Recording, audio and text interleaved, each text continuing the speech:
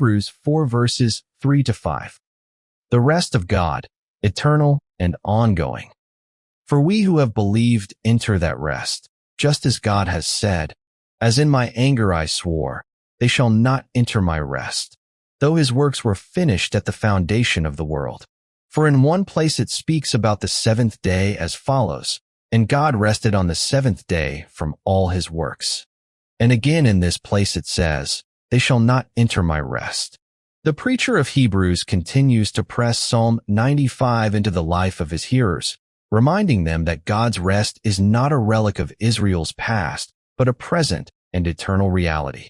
He insists that entry into this rest is not casual, automatic, or inherited. It is reserved for those who believe. And to prove the point, he grounds the promise not in shifting human history, but in God's own rest at creation, a rest unshaken since the foundation of the world. Hebrews 4 verses 3 to 5 shows us that faith is the indispensable key. God's rest is eternally certain, and unbelief tragically confirms the warning. The text establishes the present reality of rest for believers, roots it in the eternal rest inaugurated at creation, and warns by the exclusion of the faithless generation that unbelief forever bars the way. First, the present reality of rest for believers. The preacher begins with an affirmation, "For we who have believed enter that rest." The Greek is emphatic, hoi pistouzantis, those who have believed, not merely heard. Thayer points out that the participle marks faith as the distinguishing condition of entry. The tense of enter, acer kometa, underscores the present experience of rest, not only its future hope. This is what Reformed commentators call the believer's experimental enjoyment of Christ's rest, a communion of conscience with God, tasted even now. But he immediately contrasts this with the wilderness generation, recalling God's oath, "As in my wrath I swore, they shall not enter my rest." Calvin notes that this sharp juxtaposition makes faith not an optional accessory, but the very hinge between rest and wrath.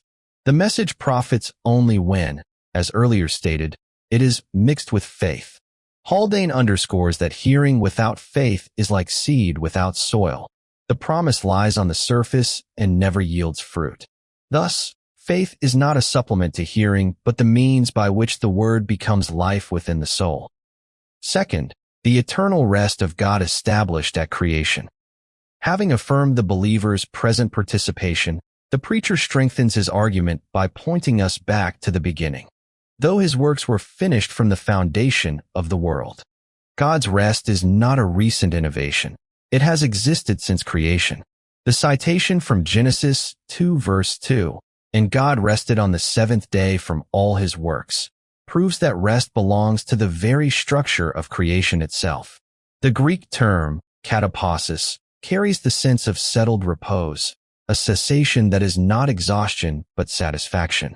Kittle observes that God's rest is the repose of completion, not of weariness. Bruce notes that the author appeals to creation to prove that God's rest is transcendent, eternal, and unchanging, distinct from the earthly land of Canaan. Peterson adds that this rest is part of God's eternal design, available for his people from the very beginning. This is why the promise cannot be dismissed as outmoded.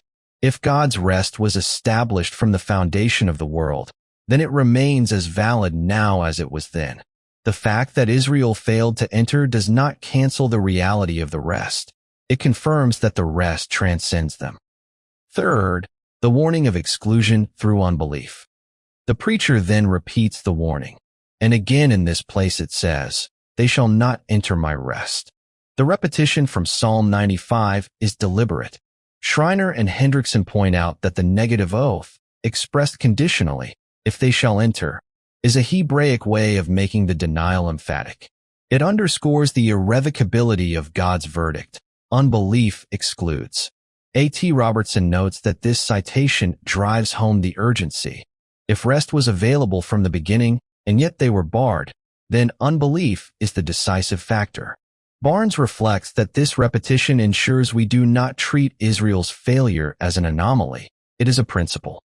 Unbelief permanently debars, while faith alone ushers in. Thus, the passage presses its logic home. God's rest is eternal. Faith opens the door. Unbelief shuts it. The oath of exclusion functions not to weaken the promise, but to heighten its seriousness.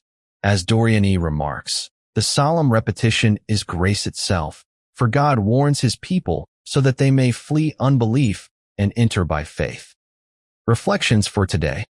These verses speak directly into the restlessness of our modern age. We are a people of ceaseless striving for approval, for achievement, for control. Yet the preacher insists, the rest of God is not earned, but entered. It is not achieved by labor, but received by faith.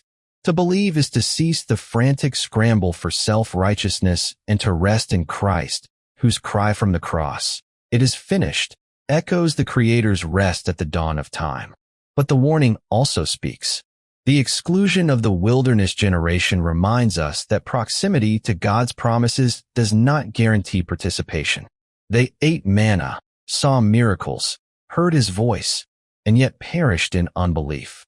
In our own day, it is possible to sit under sermons, sing hymns, and yet remain restless, untouched by faith. The danger is not only outside the church, but inside it, when the word heard is not mingled with trust. For weary souls, there is comfort here. God's rest is not a moving target. It is as fixed as creation itself. From the foundation of the world, God's rest has stood ready, and Christ has now opened the way. This means the believer's assurance does not rest on shifting emotions or fragile achievements, but on God's eternal decree.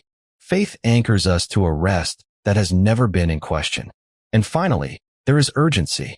Hebrews insists that rest is both present and future. It is tasted now in communion with Christ, yet still awaited in fullness. To delay faith is to forfeit joy today and risk exclusion tomorrow. The invitation is not vague, but vivid. We who have believed enter that rest. The door is open, the feast is ready, the promise remains. Conclusion. Hebrews 4 verses 3-5 draws a straight line from creation to Christ, showing that God's rest has always been available, always certain, always entered by faith alone. The believer even now enjoys communion with the Lord, a foretaste of the eternal Sabbath yet to come. But the wilderness warning repeats with force. Unbelief shuts the door, faith opens it. The text leaves us with both urgency and assurance. God's rest is eternal, ongoing, and offered still. The question is not whether the promise remains. It is whether we will believe and so enter.